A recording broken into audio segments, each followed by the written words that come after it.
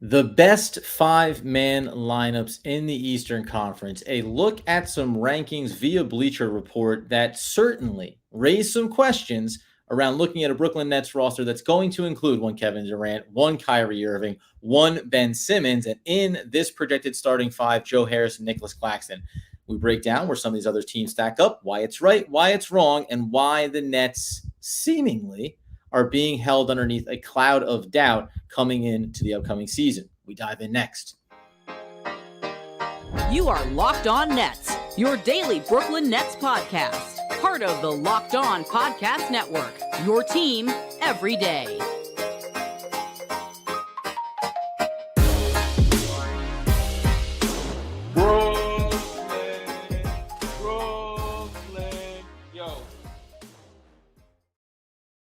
That is right, my friends. It is the Locked On Nets podcast right here on the Locked On Podcast Network. It's your team, the Brooklyn Nets, every single day. You know that I am Adam Arbert breaking down the New York Football Giants over on the One Giant podcast with my boy Andy Mack. The regular season is upon us. Over there, not available, Doug Norrie, owner-operator DFSR, for all your daily fantasy sports rankings from DraftKings to FanDuel. He's got you covered. You know that we be having some light banter at the top of the show where I thank you for making us your first listen of the day, and we're free on all those great platforms. And then I'd say, Doug, we got to get into a conversation here running live over on YouTube as well. Why not? It's a Wednesday night.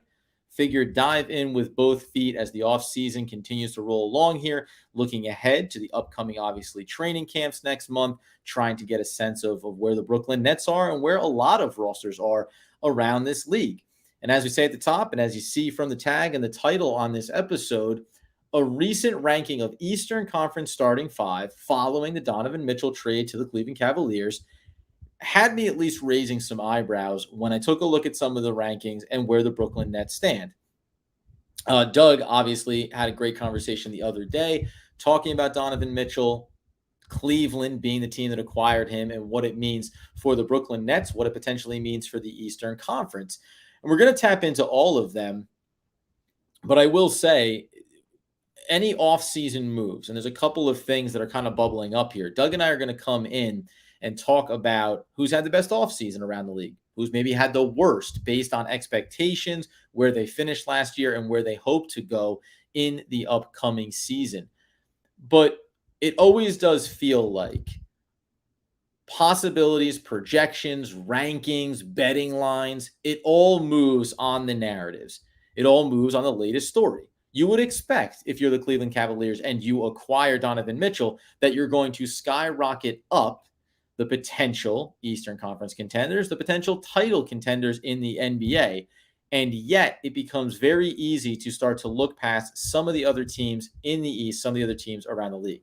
That being the case, over on Bleacher Report, this was an article written up by I think it's Greg Schwartz. We can confirm that here in a second. Indeed, it was Greg Schwartz over on Bleacher Report talking about, as I said, rankings, NBA Eastern Conference, starting lineups after the Cavs Donovan Mitchell trade. Now, coming into this, as you, I think, would reasonably expect, at least in this moment, it's going to look like the Kevin Durant, Kyrie Irving, Ben Simmons, Nicholas Claxton, and Joe Harris starting five. We had a discussion around breaking down those minutes. Some fans may be thinking that Joe Harris should be a guy that comes off the bench in lieu of Seth Curry. Any number of combinations that could happen here. Where is Royce O'Neal's role going to be? But we're talking about the starting five, even just they have in this moment on here. And I'm happy having that starting five be the representation for the Brooklyn Nets. I'm not going to tell you where they rank on this list to start. I think we'll kind of do a little bit of a sandwich combination here where we highlight who's at the top of the list. We don't have to deal with some of the back end guys. We know that the Indiana Pacers, the Orlando Magic, who are 15th, by the way, followed by 14 with the Detroit Pistons. The Pacers come in 13th on this list, still having Miles Turner on there. And then you work through the Washington Wizards and the likes of the Charlotte Hornets at 11. Then you get into the top 10, and I think where it starts to become interesting. So 10 is the New York Knicks. If they had made the big trade for Donovan Mitchell, who knows where they would be on this list. But then you work to right away, just to give you some context around where this list is seemingly going. The Miami Heat are 9th on this one. And understanding they lost PJ Tucker, when you talk about a starting lineup, it's going to be Lowry, Strus, Butler, Caleb Martin, and Bam Adebayo. This is a team that at least a year or two ago, and we don't know what the state of Lowry's game is going to be, was a team that wanted to get to the playoffs and then be that veteran experienced team, play behind Butler, have Bam Adebayo take over for you, and start to roll in the playoffs. I don't, at least just from a respect standpoint, 9 feels a little bit low as we work our way through it, but there's reasons why, especially coming off last season. A team like the Chicago Bulls would be 8th. A team like the Toronto Raptors would be 7th, which I'm a little bit curious to take a deeper look here. But flip it all the way to the top of this one, because right at the top is the Boston Celtics. And they're about as surefire a team that you could plug into the top position in the Eastern Conference when we talk about best starting 5-man lineup. It's why, when all the speculation around would Kevin Durant be traded, could Boston be a partner, and the package that it would require to get back, it's why it'd be hard for the Boston Celtics to let a lineup like Marcus Smart, Jaylen Brown, Jason Tatum, Al Horford, and Robert Williams III to be broken up. Inside of the article, it goes on to say a net rating of plus 24 in 443 minutes is no fluke when you're talking about the cohesiveness, the consistency with which this team played. Now, they do mention that Al Horford at some point could start to fall by the wayside, but the funny thing, if you want to frame it that way for the Eastern Conference and for the Brooklyn Nets, is that eventually he could be replaced by Grant Williams. And when the 23-year-old forward shared the floor with Tatum, Brown, Smart, and Robert Williams, Boston's net rating was somehow even better at plus 31 when it had been previous to that the plus 24.6 that I mentioned. So in theory, the number one starting 5-man lineup in the Eastern Conference could conceivably actually get better were they to make a switch somewhere along the way underneath Ime Udoka, something that he already showed he's capable of doing as a head coach. Basically, midstream, broke this thing down and rebuilt it back up to be a far more dangerous, far more potent, far more balanced team overall, and one that made it all the way to the NBA Finals. Can't knock it. Would like to. Would want to. Feel like I need to. But guess what? You can't knock Boston being at the top of this list. And we'll add into this as well the second-ranked team on this list, which is, of course, the Milwaukee Bucks. Before we talk about 3, 4, 5, and where Brooklyn stacks up in this and why I objectively don't quite understand how we'll get there. We'll get there, friends. Projected starting 5-man lineup for the Milwaukee Bucks is Holiday, Middleton, Brook Lopez, Grayson Allen, behind one Giannis. Now, it's Giannis, Holiday, and Middleton. That's really what we're talking about here. The interesting thing for them, which is a part of all of this, though, you have Middleton, the injury, he's coming back from that. But there's not necessarily, Boston being among them, it's hard to find a 3 like Milwaukee has in their starting 5 that is more complementary to one another. Drew Holiday and his best version of his skill set flourishes when you have the length and the size of a Middleton and the shooting prowess to go along with the freak that is Giannis, right? So what Drew Holiday would have been on another team, hard to say, but his ceiling is absolutely maximized here. What I find interesting is like Brook Lopez, older, going in the wrong direction. You can call him ceremonial 5, but I think there's going to be a lot of legwork done by the rotation here when you look at the Milwaukee Bucks. And then Grayson Allen. I'm not going to, this isn't a throw-in, but when you're thinking about best 5-man lineup, we talk about the fact that this was a team looking at Grayson Allen specifically, and there is a comp here for the Brooklyn Nets. He is the player that hit, let's see here, equally dangerous, shooting off the catch at 40% and pulling up, he was knocking down 43% as well. So there is a player inside of this that offers a little bit of that wrinkle for the team. But if Grayson Allen is someone who's maybe coming into his own and finding his pocket on this roster, Brook Lopez at 34 years old, getting a little bit longer in the tooth, he's the variable, just like Al Horford for Boston, you have to keep an eye on and see what is the replacement in the wings should that start to fall apart. And that's arguably not having a Grant Williams to plug in right there, why Milwaukee falls a little bit further down the list. Coming up here in a second, we tap into teams 3 and 4 and 5 where we have that mystery of where the Brooklyn Nets are and why I cannot, in good conscience, allow them to be ranked where they are. Before we do that, though, my friends, got to tell you about our other friends over at Built Bar. We check over here on the left-hand side of the screen where we know that you can go ahead and get the cookie dough churro puffs. Oh boy, if I'm reading it right, and I like to think that I am, just 160 calories while being packed with a whopping 15 grams of protein. You know that you can roll over to built.com, right now and buy a box for you and for your family. You've heard Doug say this before. He gets a box delivered, people start to clamor. Starts to be a little bit of murmur in the household. The old Nori household, you hear the whispers. We're going to get some of those? Do we have to take that down? If that's what it looks like, then that's what it has to be. You know that they're good for you. They're covered in 100% real chocolate, as every single bar and variation thereof is for Built Bars. You get them on the go. You throw them in your gym bag. High protein boost, low calorie, low sugar, not like those nasty candy bars you're eating. And if you go right now, by the way, friends, over to Built.com, you use promo code LOCKEDON15, and you'll get 15% off on your order. That's locked on 15 at Built.com for 15% off on your order. Turn the page. Team number 3 on the list of the Eastern Conference rankings. We're going to be talking about none other than the Philadelphia 76ers. And this is a nice one. This is one that makes a lot of sense. And why before I kind of shuffled through some of those early teams, talking about a team like the Miami Heat, who are a couple of players that they lost, right? They lost somebody that happens to be on the Brooklyn Nets. They also lost someone in PJ Tucker who went to the Philadelphia 76ers, someone else that some fans thought could have been a target for Brooklyn this offseason to bring him in. Every team has their wrinkles, but we talk about, again, the big 3 dynamic here is Joel Embiid, James Harden, and Tyrese Maxey. Again, that combination of those 3 players, when Harden came in, plus 17.6, and one that also offered them a offensive and defensive balance. If you are a team that has a Joel Embiid, a team that has Giannis, there's 2 teams like that in the league, it creates an easy offensive to defensive flow because you know how much value and versatility and what a dangerous weapon they can be on both ends. It's what allows everyone around them to play that much better.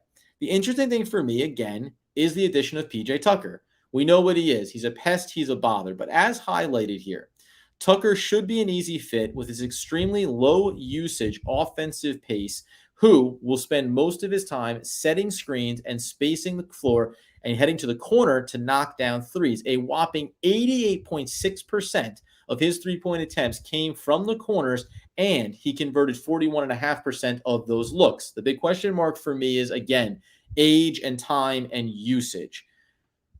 Brooklyn Nets fans would have loved to have heard that James Harden had gotten himself into the best shape of his life coming into one of the seasons for Brooklyn. Instead, that's what you hear this offseason about him for Philadelphia, obviously trying to take advantage and maximize what he's going to be for this team.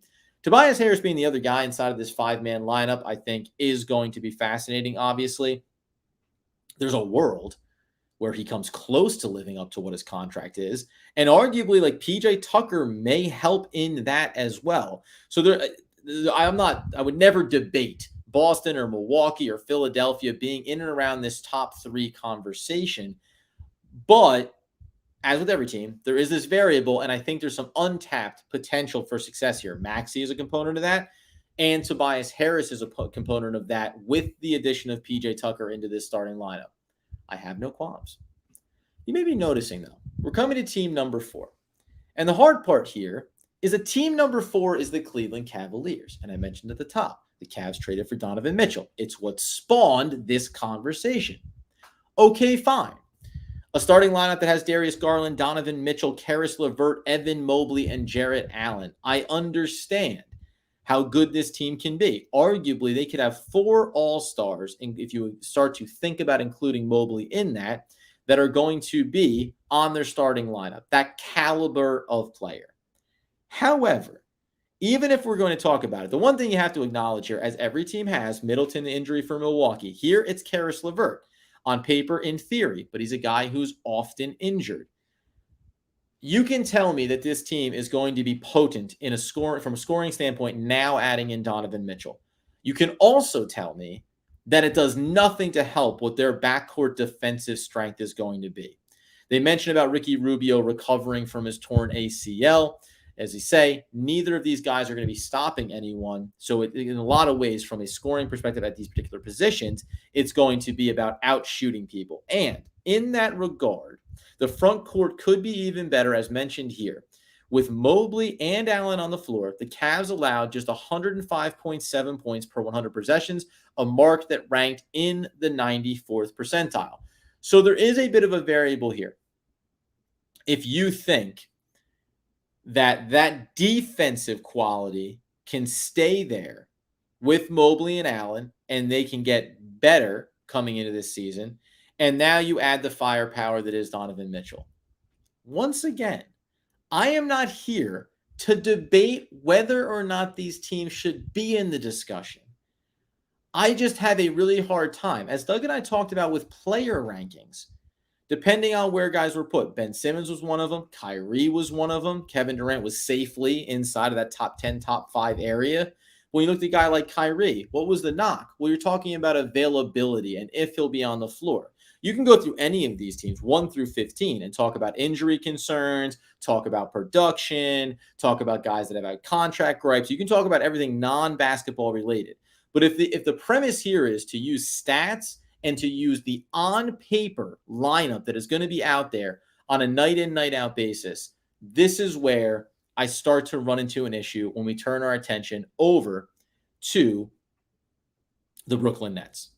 We'll tap into it here, and then obviously we're going to dissect it a little bit more on the back end, and it also does lead into this other conversation that we've been seeing out there that will extend well beyond this episode, some of the available free agents, some of the top landing spots, and there really is a specific name out there, one that's familiar to the New York area, and I think this is the cautionary tale, not just for Nets fans, but NBA fans across the league.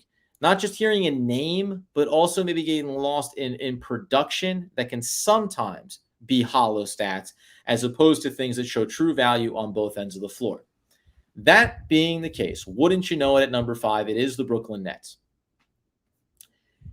I don't know if there's more that I need to say in terms of having an issue with it than it's Ben Simmons, Kyrie Irving, Kevin Durant, Joe Harris, and Nicholas Claxton. Again, on paper, right? Because Ben Simmons has been hurt.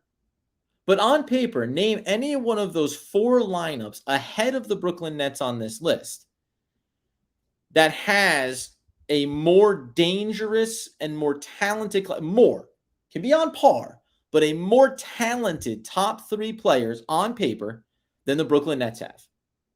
You can't. You can make the case that Giannis is a singularly better talent, especially if you go by 2K ratings, something that Kevin Durant has a problem with. You can say that Giannis is a singularly better talent. You can say that Embiid is, if you want to do that, right? But you cannot talk about Kevin Durant, Kyrie Irving, and what Ben Simmons, even as we know him to have been, to not be as good as, on par, or better than any of the 4 teams ahead of them. Now, when we talk full 5-man lineup, we'll get into that here in a second. Nicholas Claxton and Joe Harris being the big factors there. But just as the tip of the iceberg to this conversation, do not forget that when Kevin Durant and Kyrie Irving were on the floor together, they registered a plus 13.1, and we've heard some other ones there, up in the mid-20s, north of 30 for the Boston Celtics when they get Grant Williams in there. But they were an eye-popping 122.8 offensive rating. That's where the conversation begins, and then we take it a layer deeper with Ben Simmons, with Nicholas Claxton, and Joe Harris. We do that next. I feel on fire tonight, guys. Feeling very fresh. Podcast feed, YouTube feed live. Enjoying myself. As I said, you know who Kevin Durant is, you know who Kyrie Irving is. Now, they do say, Greg Schwartz inside of this article, that Simmons, and here it is, the Nets arguably have the most talented starting 5 in the East, but there are too many questions to rank them any higher for now. I call bull. How can you make this statement that they arguably have the most talented starting 5 and then also say, but a lot to think about there? There's a lot to think about a new player coming onto a new team, which Ben Simmons essentially is here, right? 4 other guys in the starting 5 for the Nets have familiarity with one another. The Cleveland Cavaliers are going to have a new superstar talent, ball-dominant talent, entering into their starting five. The Boston Celtics, consistent. No roster turnover. Try to bring in someone like Gallinari. Try to make moves to have this team be better in the offseason. But they're keeping consistency, and the production is there. The ratings are there. The numbers bear it out. The Milwaukee Bucks, likewise, consistency, yes. But now it's about, is Brook Lopez going to be able to hold up? Is Middleton going to come back healthy from his injury? No reason to think otherwise. But how are they going to tweak, right? How are they going to move? Even if Ben Simmons is just a defensive player, even if all he accomplishes for the Brooklyn Nets is having his defensive value, and I'm going to say combined with being the facilitator offensively, right? Tell me that this guy can be a 15 to 20 point scorer a game just based on happenstance of being on the floor with Kevin Durant and Kyrie Irving, and can also go ahead and get, I don't even care the scoring. Again, put it to the side. Tell me that he can't be a double-double guy, assist and rebounds. Done. End of discussion. And everything that he does defensively for you.